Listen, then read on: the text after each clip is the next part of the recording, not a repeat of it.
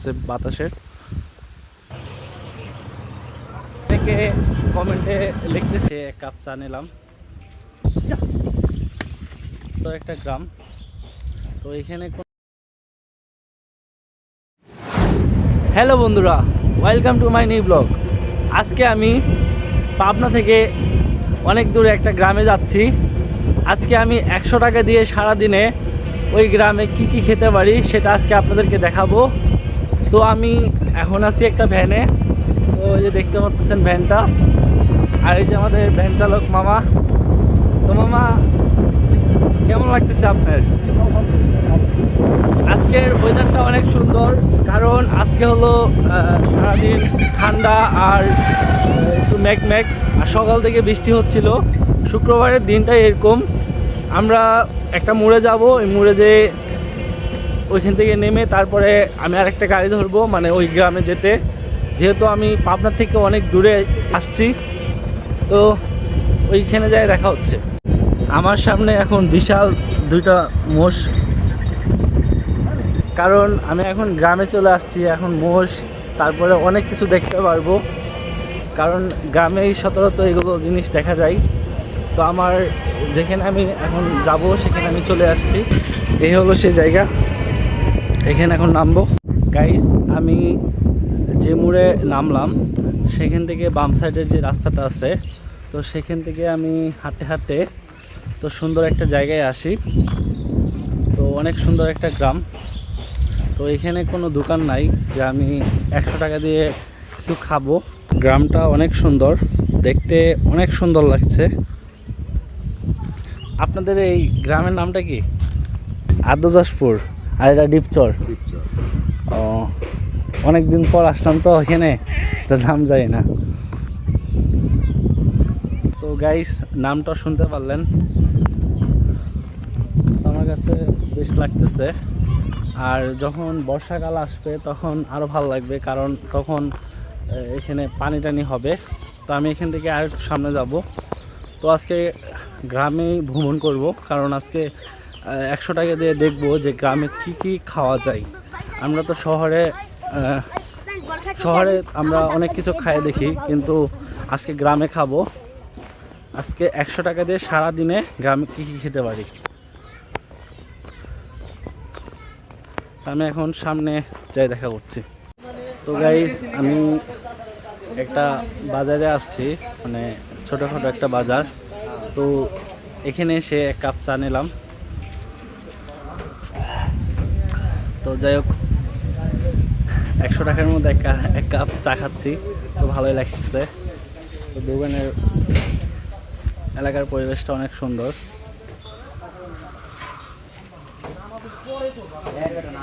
তো আমি আরও 95 টাকায় কী খেতে পারি, তো সেটাই দেখুন।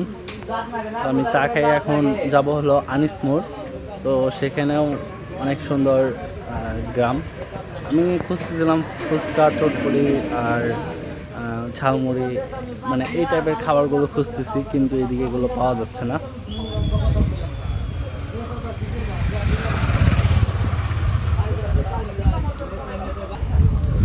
আর ব্রিজটা দেখতে অনেক সুন্দর লাগছে, আর ব্রিজের পাশে একটা বট গাছ, আর এই যে দেখুন চায়ের দোকান, আর অনেক মানুষ এখানে বসে চাটা খাচ্ছে।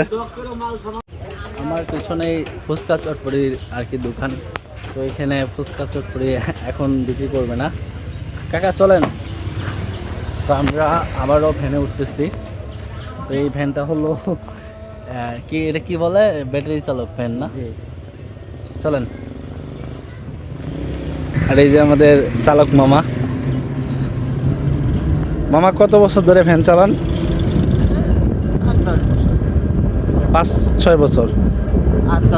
ও 8-10 বছর। উনি 8-10 বছর ধরে ভ্যান চালাই। তো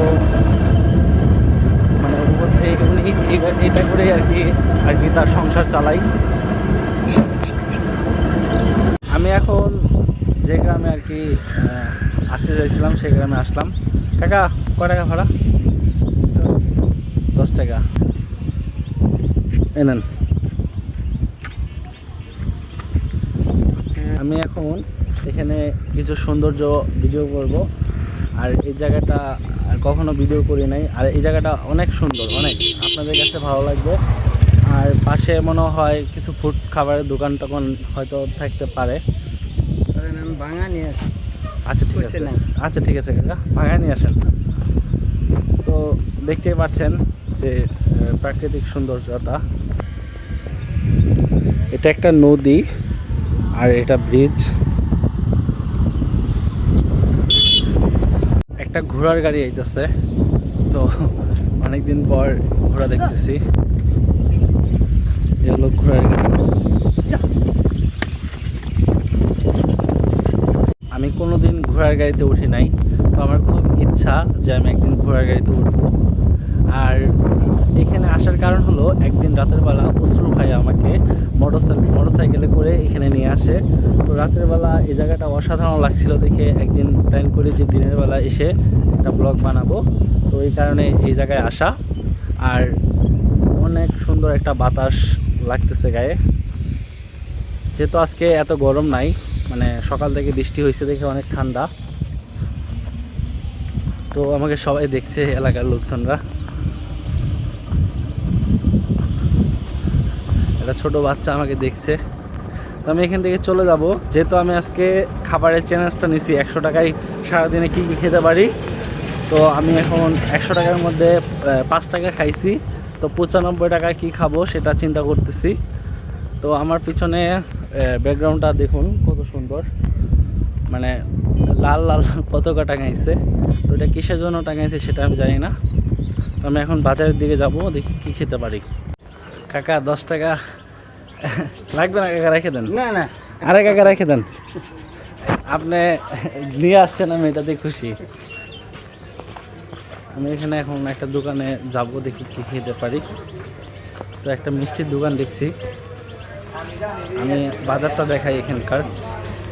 এটা হলো আনিসমুর বাজার। গাইস আমি এখন আনিসমুর একটা হোটেলে সিঙ্গারা আর জিলাপি খাইতে বসছি, কারণ এখানে আমি যেগুলো খাবার খুঁজতেছি সেগুলো খাবার নাই। এই হলো জিলাপি আর সিঙ্গারা, আর কেবল সিঙ্গারা মানে ভাই যে নামায়ে আমাকে দিল, তো এটা খাবো। তো খেতে কেমন লাগবে সেটা আমি আপনাদের খেয়ে জানাচ্ছি।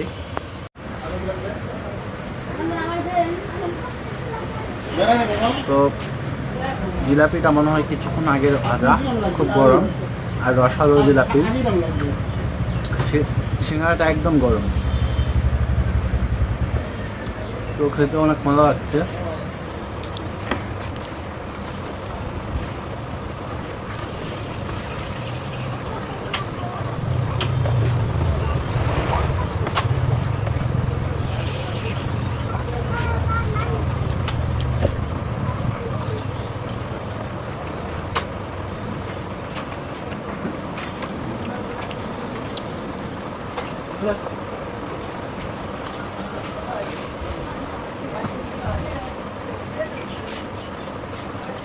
জিলাপিটা আমি খাইতে পারতেছি না, অল্প খেয়ে আমার মুখ মেরে দিয়েছে অনেক মজা দেওয়ার জন্য।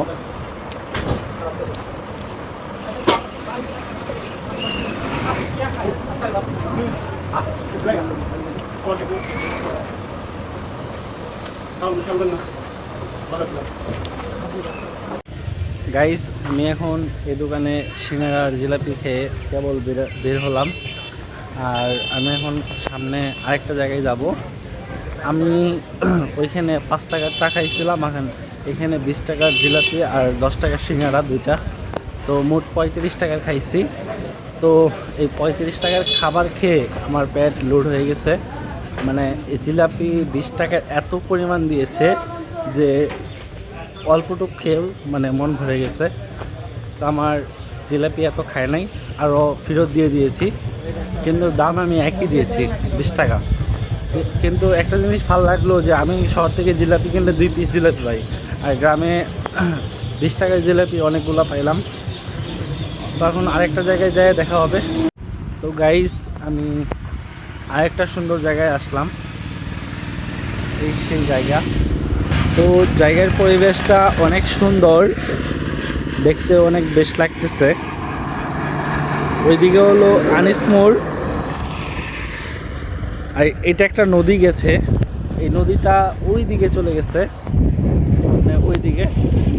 আমি এখন বাড়িতে চলে যাব, যেহেতু 100 টাকার মধ্যে সারাদিনে 35 টাকা খাইছি, তো আর খাইতে ইচ্ছা করছে না। বাড়াইছি 10টার দিকে, এখন বাজতেছে 1টা। তো অনেক গ্রামগঞ্জ ঘোরা হইলো, অনেক জায়গায় যাওয়া হলো। তো এই আমি ওই দিক থেকে বাম সাইড থেকে ওই দিক থেকে পুরো রাউন্ড হয়ে ঘুরে আনিস মোড় হয়ে এখন আর কি বাড়ির দিকে যাইতেছি। তো অনেক মিষ্টি একটা বাতাস গায়ে লাগতেছে, শব্দটা অনেক ভালো লাগলো। এই যে শব্দটা হচ্ছে বাতাসের, মানে পাতায় পাতায় বাড়ি খেয়ে শব্দ হচ্ছে। এখন আমি বাসায় চলে যাব। যদি আপনাদের কাছে এই ব্লগটা ভালো লাগে অবশ্যই লাইক কমেন্ট করবেন আর সাবস্ক্রাইব করবেন। নেক্সট কোনো ব্লগ নিয়ে দেখা হবে।